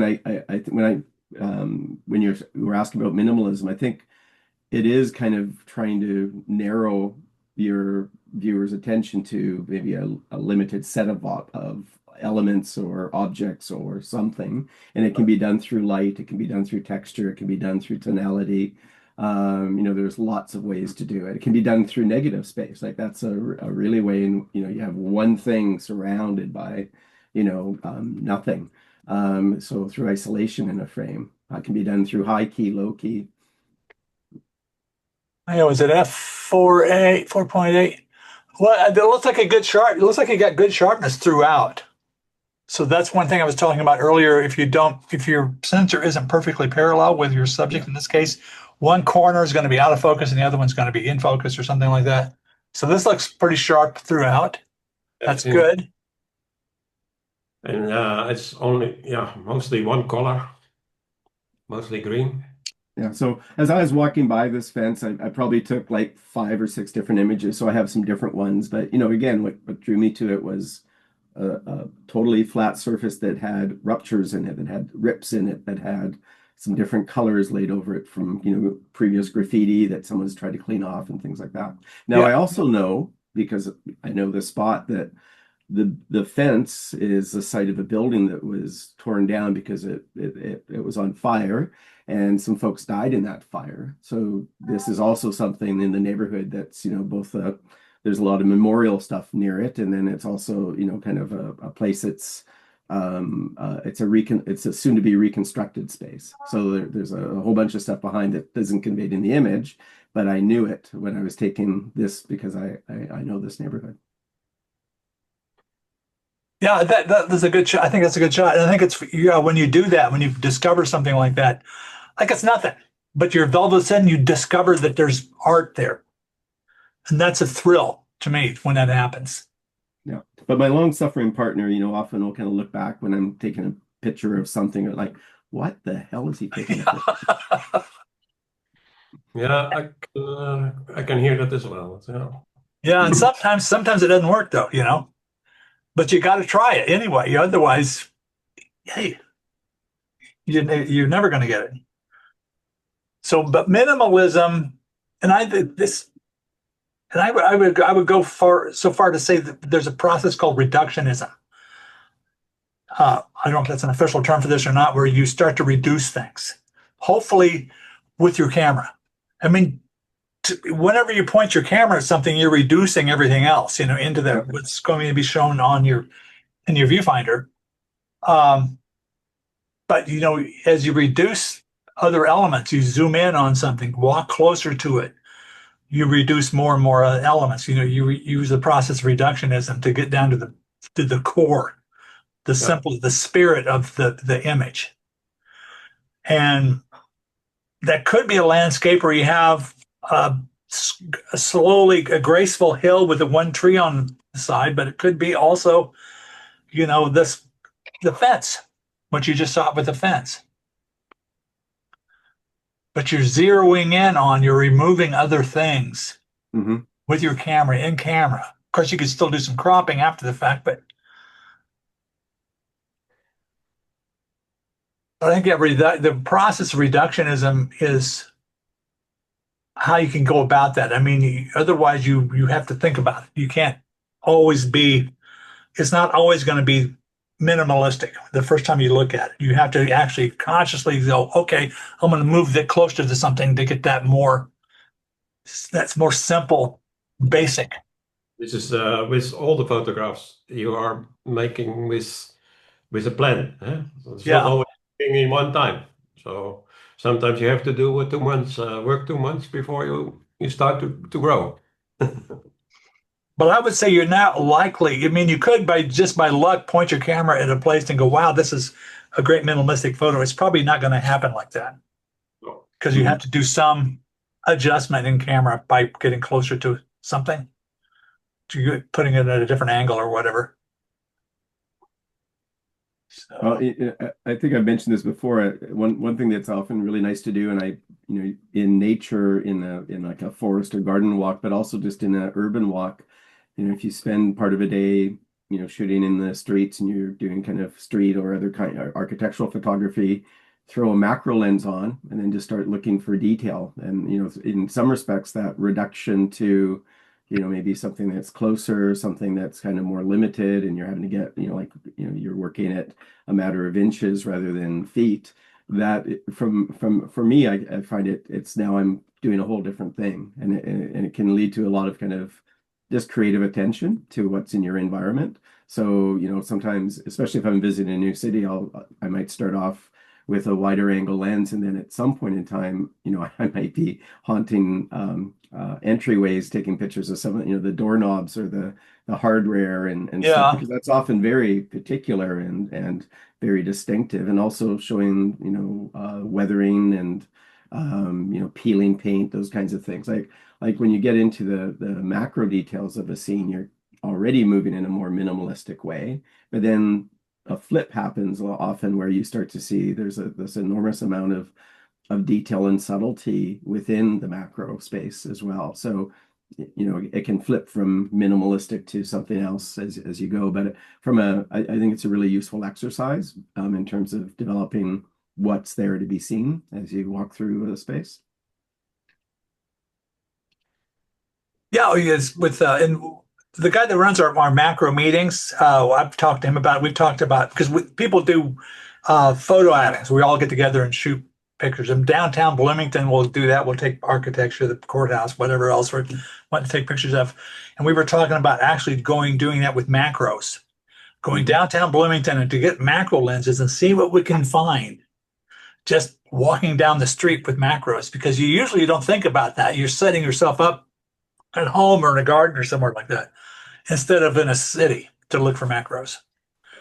So that might be a total waste of time, but we haven't tried it yet. Oh no, not that you won't have to walk as far, I would venture. But no, I recently bought this cool little macro adapter that can I can either work at, let's say, 12 centimeters or 6 centimeters roughly, with any lens I have pretty much. And so, yesterday I was out shooting with a 35 millimeter and I switched it to a macro mode, and I can't even get a full leaf within the shot.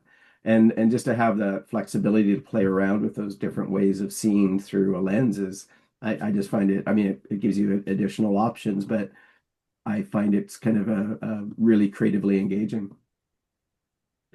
There is a diopter you can get called by a company called Raynox, Yep. Yep. Raynox. They're pretty good. There's a 150 and a 250. 250 is closer, and they're surprisingly sharp. Yeah. No, I've got one I sometimes put on a 28 millimeter, and it just allows me to work a lot more closely, of course. Yeah, So that's, but but I encourage everyone to walk around with the macro. It'll be a different walk. yeah. I mean, I need to get touch base with him and see if we can before it gets cold and get everybody to do a photo walk with that. Okay, minimalism then. So the next one, total different topic. How do you go out in the rain much with your camera? I have a couple cameras that don't mind the rain at all. So when it's raining, I go out with them. Or I mean, I take cameras that aren't weatherproof out and I just protect them. But yeah, it's wonderful shooting in the rain. Yeah, I like it as well. Shooting in the rain, but when it's going too hard, I do it under my jacket and then Yeah, working as well. yeah. But but if it's raining very hard, then it's difficult. Yeah, But the I've been under umbrellas like that when it's trying to rain. I've got and one time in particular in Rome, it was a pouring down rain and I was stuck out there. Fortunately, I had a really good umbrella, so but most of the time you have very good light Yeah, yeah. the light is uh, incredible. after And the the raining, reflections. Hmm. neon reflections or things like that. This Yeah. could be terrific. The only thing better than shooting in the rain is shooting in the rain at night. Yeah. Yeah. That's something again, that's what I need to do more of. It's like riding your bicycle, you never, oh, it's raining, I'm not going to go ride. But once you get out in the middle of the ride and it starts to rain, it's always pretty fun, even though you're getting soaking wet. So the so what's the latest thing you've been shooting? I mean, today I've been, like I said, it's all the garden kind of stuff. So Jan, what have you been doing besides that? No, actually my camera was broken and Oh, that's right. That's right. now it's working again. So, but I started with the series again, and I've made this photograph I just showed you, and I tried to find out some shots for neon and glass. So through the through the glass or with the glass, or I can show you too. Yeah, of course. Uh,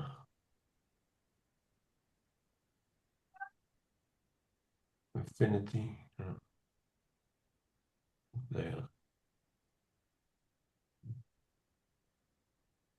Uh,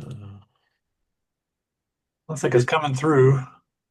oh, this you can see it I can see like a gray screen that's kind of a just through, oblong. through a window. I don't Yeah, think it's not that's, coming through yet. yeah, Kind of stuck halfway. and it's super pixelated. Do it again. Yeah, and share it again.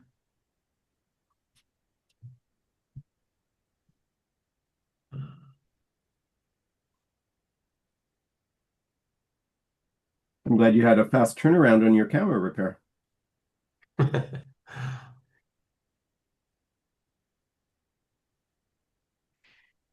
I cannot stop it.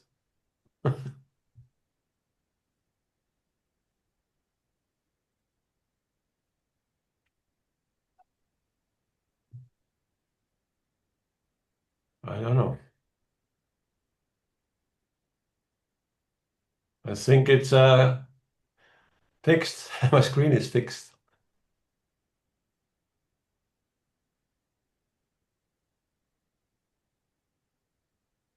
I go out.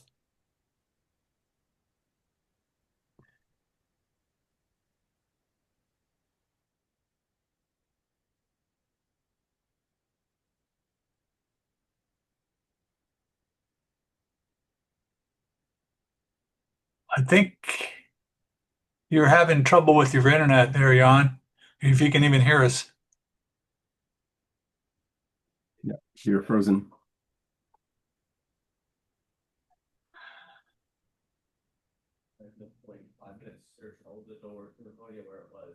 Yeah, it looks like he's having trouble with his internet.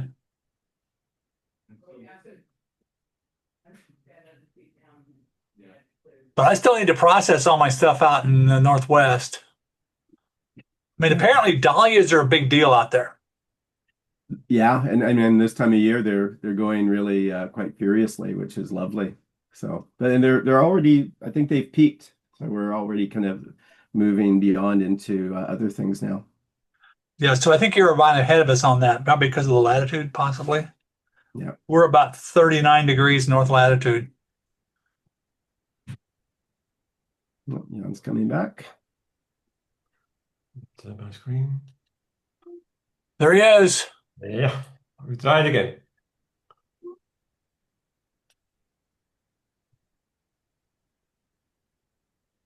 Oh, now we see it. Yep. Oh, I like that. So I try to do something with neon and glass now.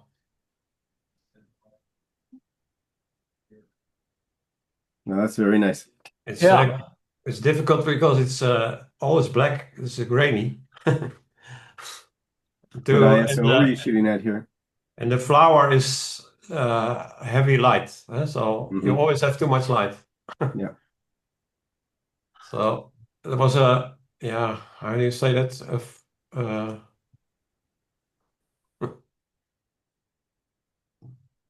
That's kind of interesting. this was grainy a bit here. No, but was that handheld? Yeah, yeah, The advantage of using a tripod is you can use a low ISO, yeah. so you don't have to worry too much about the noise. But But it then, was only 10 seconds and then it was over. yeah, But the other thing that happened quite often at night, I mean, you have to shoot with a higher ISO and shutter speed unless you want motion. So, like when I'm shooting at night, I'm usually shooting at 1/25th of a second is I mean, when I remember, because that way I can ensure things are sharp even in the dark. Yeah, this is 150. It says size 6.3. It's 6400 ISO. Yeah. So you cannot, yeah. Actually, 6.3 here was too much. So it could be f4, I think. That'd be two stops and just, well, maybe just enough. Yeah. yeah, I think that's a cool shot.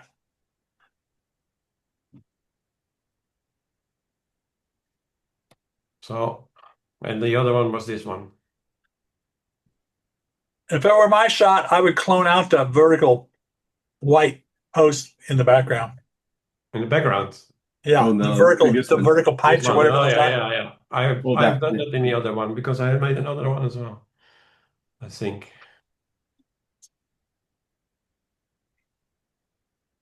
Or sometimes rather than cloning things out, I sometimes will mask it and just darken it a little bit. So it's Yeah, still because it doesn't break the continuity of what's there. And especially with higher ISO, AI struggles to reproduce the grain of the original shot. Yeah, here I've cloned it out. I I'm a think this is Nosferatu kind of. Yeah, I like the framing of the door there. Yeah, so. Actually, there is nothing of the, not too much more of the shot I've made, the original shot. This was the original. Oh no, this one. This was the original. Hmm. Interesting. yeah, Jeff, you're right about de-emphasizing sometimes is a plenty to could take care of without something being cloned out. So you can just de-emphasize it.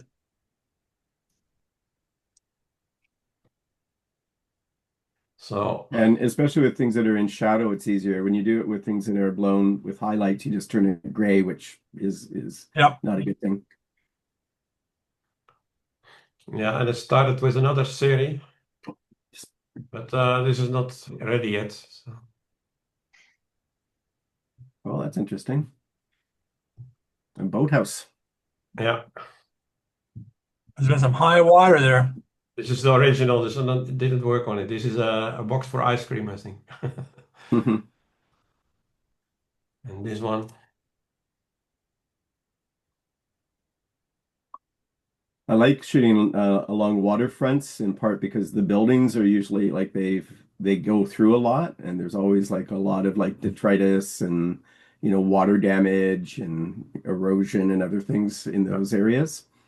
So it's always and fascinating. The interface is always interesting. I find out when it's raining, the rust works better. Yeah. Oh, Yeah. It glistens. So that's it. Stop sharing.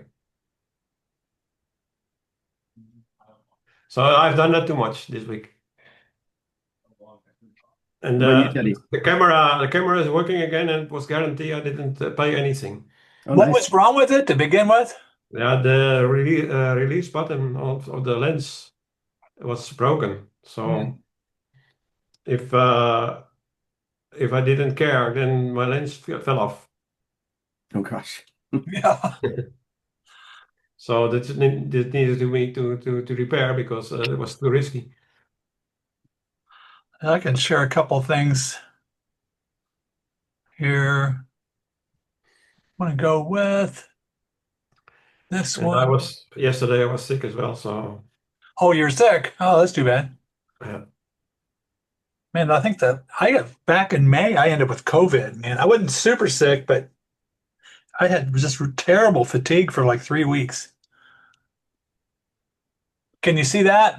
yeah, That's like straight out of the camera there. Of course, that's a Dahlia. very nice. And Hmm. I didn't even notice those outlines around the petals when I shot it. I don't know why, Yeah. because you can't Oh, that's miss it in the beautiful. photo.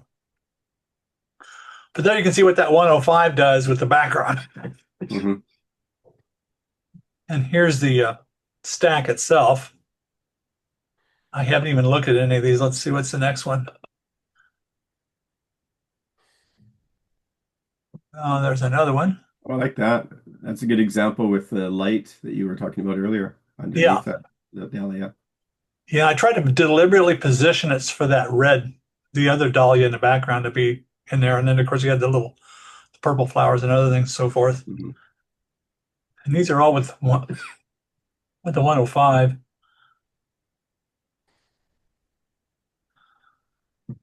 I like that. Yeah, That's something I try to work on. Oftentimes, I like to get the entire stem in focus.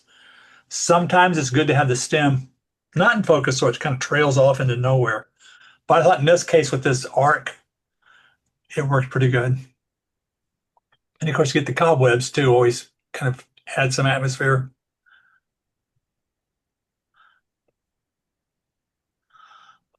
Well, see what this first one is. And there you go. There's a problem with specular highlights. yeah, I mean, it's kind of a cool shot, but those specular highlights are just, I mean, I think I could probably go through and take some images from the stack itself that don't have the art don't have the artifacts and blend those in, but that's going to be a lot of work to do that. But yeah.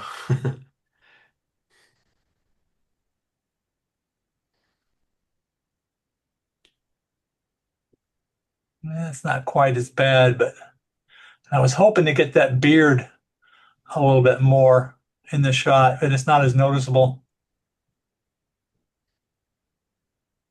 Again, I haven't even looked at these yet. So you batch process them and then come back to them. Yes. Yeah. Helicon focus. I think that's another one. And this, yeah, this is a late blooming Mm. iris. The irises are usually in the spring. And well, I've been trying to go through for some abstracts. This is an abstract, but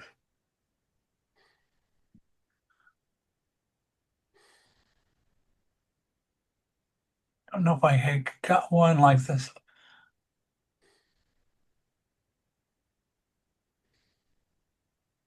But that's a focus stack, but with all the out of focus elements, people won't really notice so much that it's a focus Mhm. stack.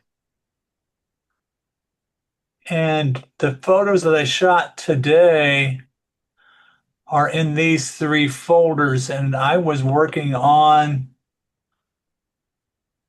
one's the abstract ones I was talking about doing. No, that's two.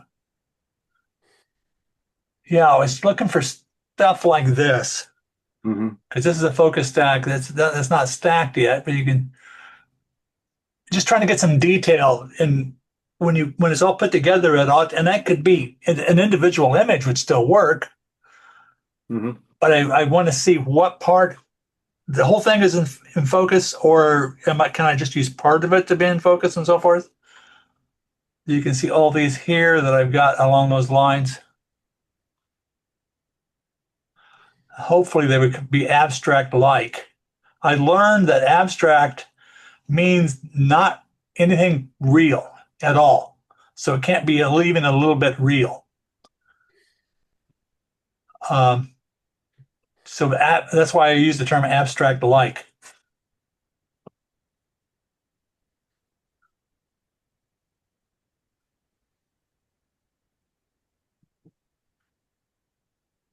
I was trying to get the um, Oh, texture to the leaf, the sunlight coming through the leaf, and still get some blue sky in the background. fuzziness on it. Yeah. So it's hard to say how that's going to turn out by the time I get the stack all done. Difficult, huh? Yeah, and I was trying to get what did I shoot? What was this? What the heck is this thing? I've done it before where I really thought I got it. This is definitely, oh, I know this is a stink bug. Unless sometimes I get the focus completely out of whack.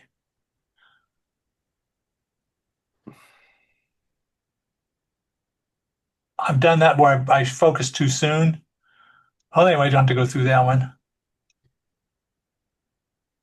And these were like, that was just too much wind involved there. You can just see them bobbing around. A lot of work. Yeah, and I was doing I can find it here, a good spider shot. Anyway, I don't know where that's at now. Anyway, that's what I've been playing around with. It keeps you busy. Yes, Here, I'll show a couple that a bit yes. of a departure from I'm still I'm having a lot of fun still playing with this new camera, the Nikon ZF.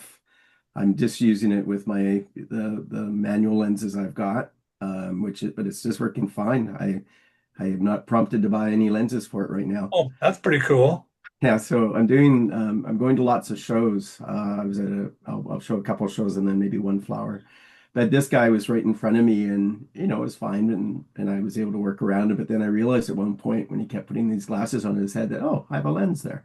So I took a shot through his glasses or with his glasses, and his ears are in focus, but his eyes and nose are not. So I didn't get that quite right. Um, so then, well, here's a flower, and this is with a 75 millimeter lens, a Leica lens attached to the Nikon. But I That was worked out happy pretty with well. this one. So it's a single shot, but sorry. Uh, I was really happy just because of the detail, like in the bee's face, in Yes. particular. Like and so that's for me, like again, it's notable that I'm getting that kind of sharpness with this macro. And it's in part because of working with the focus confirmation on this camera. So I've been happy with that. Yeah, and you couldn't focus stack something like that because the bee's going to be moving way too much. Yeah, so again, going back to the front of the conversation, I'm shooting it at 5.6, so I've got enough depth for the body, but I still have, I don't have the back of the flower. But Yeah. if he wasn't there for very long. I have started to realize that, a lot of bees, they hop on the flower and then they do that little circle, their Yep. little circle dance. So if I'm shooting and I'm just getting its butt, I just have to wait, 5 seconds and I'll get a face shot. And if you keep going, they'll see, you see them lifting off. Yeah, yeah. So I've been trying to figure out a little bit better to predict what they're about to do. So I'm getting a little bit more successful at catching some just lifting off as well. So that's been good. But then I was at a show last night that was amazing. And hold on, for some reason it just keeps wanting to detect people. Why is it doing that? That's what happens when somebody's looking over your shoulder doing your computer stuff. If they get screwed up. No, I'm I not think it sure has why. to do with I think it has to do with Zoom as well, because Yeah, I Some Zoom is do might. like not know why that's doing that. It wasn't doing it earlier, but now it is. Let me unshare and then I'll reshare and see if it resolves itself. All right.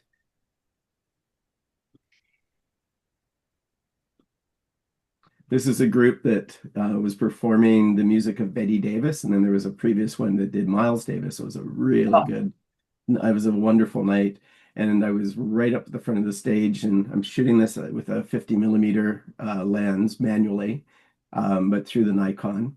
And I was really happy with it. And there was this big display in the background. That's Betty Davis, a picture of her in the background. So I was trying to figure out ways to incorporate her in the shot sometime. So nice shot. that was fun. Great expression on her face. Yeah. Yeah, but I haven't done anything with these yet. So I'm just starting to work on them. I took quite a few shots, so I have a lot of work to do to get through them all. But I was just like I'm just thrilled with the images I'm getting. I would think shooting live performances, that would take a lot of practice to get it right. It does, but the thing about it is, it depends a lot if you kind of have a sense of what, so I was shooting here probably at around f2, sometimes at f1.4, but I had enough light that I could go to f4 if I wanted to, and then I just needed to kind of know how much depth that gave me because you can't always get all the performers or everything in focus. But it worked really well with the 50. I was shooting with a 28 millimeter too, which gave me more context. But some of the stuff with the performers singing with the 50 just worked out so well. So I just kept it that. But yeah, it's fun. I'm enjoying shooting this way, and you're up in being jostled in the crowd with people, and also enjoying the music. So, the one thing that's very different that I cannot do with the rangefinder that's cool on the Nikon is, in a couple cases, to avoid microphone stands and everything, I could hold the camera up, flip the screen down, and still manually focus and get a different perspective. And most of those worked out pretty well. Yeah. So, anyways, mixture of street, garden, and concert photography for me this week. That's a good stuff. Yeah. Now, I don't know if we mentioned it before, but do you watch ever any documentaries on photography? From time to time. There's a really good one on Vivian Mayer. Yes, it's going to bring up. I just watched that last week. Yeah, that's a good one. She is Yeah, an interesting photographer. I'll say, yeah. And the Yeah, whole story behind her work, being kind of discovered on the way to the garbage bin. yes. Yeah. And apparently she's got over 150,000 images. So I can't imagine trying to go through all 150,000 images, but Hmm. Well, the man who basically retrieved it and has been kind of moving forward to publish it, he's been really respectful and kind of ensuring that he's giving full acknowledgement and yeah. kind of bringing it out in with great deal of care, which is good. Yeah, I think it's interesting that the MoMA, Museum of Modern Art, wasn't really that receptive to showing her stuff, which I don't understand why. Why not? Hmm. They had some boilerplate letter they sent her about, so, well, where there are a lot of new photographers out there, blah, blah, blah. But that was like the find of the freaking century as far as street photography goes, if you ask me. Hmm. So But that's a great movie if you haven't already seen it. I think I said that did the documentary is Moloff or something like that, John Moloff, because he just bought it at an auction. This and then we found these photographs. He contacted the other people at the auction and bought the other boxes because she was still alive, but she had become kind of destitute, Mhm. and all of her stuff was in storage, so they had to sell the stuff for the storage fees. Wow. And nobody knew anything about her photography until then. When a lot of it hadn't even been developed, so it was Yeah, still in on the shot expired or on the film. yeah. And if you see her stuff, it's like that's absolutely fabulous. Hmm. Yeah, she shot with a twin Rolleiflex. Yep, twin lens, three different twin lens rollies. And I think the reason why she did three because she wore out the other two before she got to that one. I think she also did some Super 8 film as well. Hmm. So, what are your plans for the upcoming week or month, even? I think I'm going to shoot more with it crystal and glass. I try to when it's raining, I want to do something. I want to go to Leiden. Leiden is near here. It's a city. And then in the evening, so when it's dark, I want to try with my tripod, I think. Is that beautiful? I was in Leiden a long, long time ago, but the old cathedral right in the center, that whole neighborhood around Yeah, there, that would yeah, be lovely at night in the rain. yeah. Yeah, Leiden is a beautiful city. It's not Hmm. so busy as other cities like Amsterdam or The Hague. So you can go there easy. Do you have a piece of that glass handy you could show us? Yeah. Let me see. Yeah. Do you remember the old Koken filter system? Oh, yeah, that's right. Yeah. Yeah, you could probably put like I bet they would, they had all kinds of filters like that, but it'd be really simple to adapt any number of different glass or plastic or other things to slide into that filter holder. I made this one, but it's a bit small, but Oh, Oh do yeah. you just hold it in front of the it's, lens? it's just a photo list. Hmm. Interesting. Yeah, the Coke, I think I still have it somewhere with a little leather pouch that had the classic and polarizer skylight Hmm. K2 and whatever, a yellow filter as well. They say you need to have you have you have it on 10 degrees, not Oh, not to too avoid. not too flat, but a little bit. So I guess that way you wouldn't get a reflection of your camera. You But you could say that, probably if you have an old filter that you're not using anymore, you could probably pop the glass out and rig something up so you can just screw it on and attach that. yeah, you can maybe work with your hand is better because Or you can uh, adjust. yeah, and because when you are with a tripod, everybody is looking at you. Eh? Hmm. Yeah. I think you can also get those screw-on adapters where you have plates you can shove in front of. Yeah, You could probably cut that to whatever size you want. yeah, but mostly this one you cannot move. Eh? These are flat Yeah. front of Hmm. your. Well, I'm gonna have to play around with that. So I'll pay attention to what you're doing. But we are now at 3 o'clock. So I'm planning on this doing again next week. I think at the end of the October, I'm going to be in Boston and then in Minnesota right after that. Mhm. So I'll probably have to skip a couple of these. But Okay, for the time being, next week I'm not there because I have visitors next week. Okay. I think I'm around next week. So, okay, good. all Well, it's right. great Yeah. to And see for you me, guys. this, yep.